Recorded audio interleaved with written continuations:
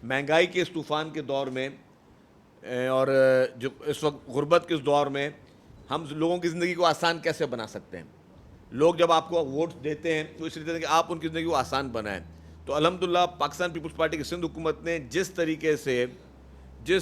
से सिंध भर में मेगा प्रोजेक्ट शुरू किए हैं, और फिर मैं कहता हूं कि हेल्थ सेक्टर में अल्हम्दुलिल्लाह पूरे पाकिस्तान में हम नंबर 1 हैं, पूरे पाकिस्तान में। और जिस तरीके से पूरे पाकिस्तान के लोग इलाज के लिए, दिल के इलाज के लिए, बाकी इलाजों के लिए, कैंसर के इलाज के लिए, लिवर ट्रांसप्लांट के लिए, लंग्स ट्रांसप्लांट के लिए सिंध सूबे का रुख कर रहे हैं। तो पाकिस्तान पीपल्स पार्टी ने, मैं ये कहता हुआ आया हूँ कि कुछ बहस चल रहे थे कि जी हेल्थ कार्ड जो हैं वो कितने लोगों को पाकिस्तान में मिले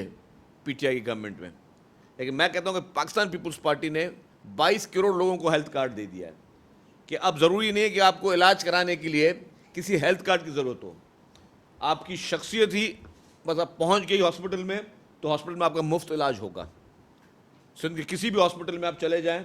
सरकारी हॉस्पिटल में, और जो बड़े बड़े हॉस्पिटल्स हैं जो बिलियंस ऑफ रुपीस जिस पे हुकूमत ने खर्च किए हैं, कि जी कोई भी शख्स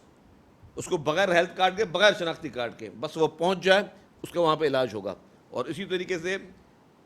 दीगर सूबों के लोग भी इलाज करवाने के लिए आ रहे हैं, पूरी ओपीडी भरी हुई है। कुछ हॉस्पिटल में आपके पड़ोसी ममालिक के लोग इलाज करवाने के लिए आ रहे हैं, आपके अफगानिस्तान और आपके ईरान के लोग आके आपसे इलाज करवाने के लिए आ रहे हैं। तो अल्हम्दुलिल्लाह ये क्रेडिट पाकिस्तान पीपल्स पार्टी की सिंध हुकूमत को जाता है, जो एक अहम